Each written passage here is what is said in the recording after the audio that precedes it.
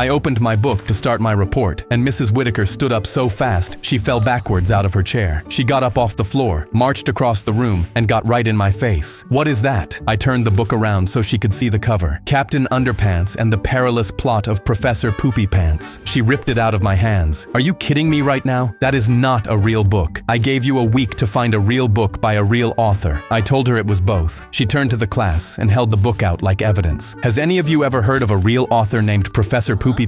A few kids laughed and shook their heads. She turned back to me. "You expect me to grade this?" I told her there's 12 in the series. "I've taught elementary for 15 years and read every book in this room. That title is made up, and this is a 0. She shoved the book at me. "Take it to Principal Hayes. I'd like him to see how you spent your week." Principal Hayes was eating a sandwich when I walked in. He took the book and started laughing at the cover. "Professor Poopypants. Son, sometimes we panic and make stuff up. Best way out is owning it." I told him I'd checked it out from our library 2 weeks ago. He put his sandwich down. "Fine, let's go see." We grabbed Mrs. Whitaker from her room, and the 3 of us walked down the hallway in single file. She kept muttering about wasting her morning. The librarian was sorting books on her cart when we walked in. She lit up. "Oh, you guys here for the new Captain Underpants? Just came in this morning." Principal Hayes took the book from her hand. Nobody said a word the whole way back. The class was still doing seat work. Principal Hayes set the book on Mrs. Whitaker's desk and stepped back. She picked up her red pen, crossed out the 0, and wrote an A next to my name. Someone in the back whispered, "Professor Poopypants," and the whole class lost it. Principal Hayes walked out without a word, and Mrs. Whitaker kept teaching like nothing happened. On our next book report, half the class did Captain Underpants. She gave us all an A without reading a page.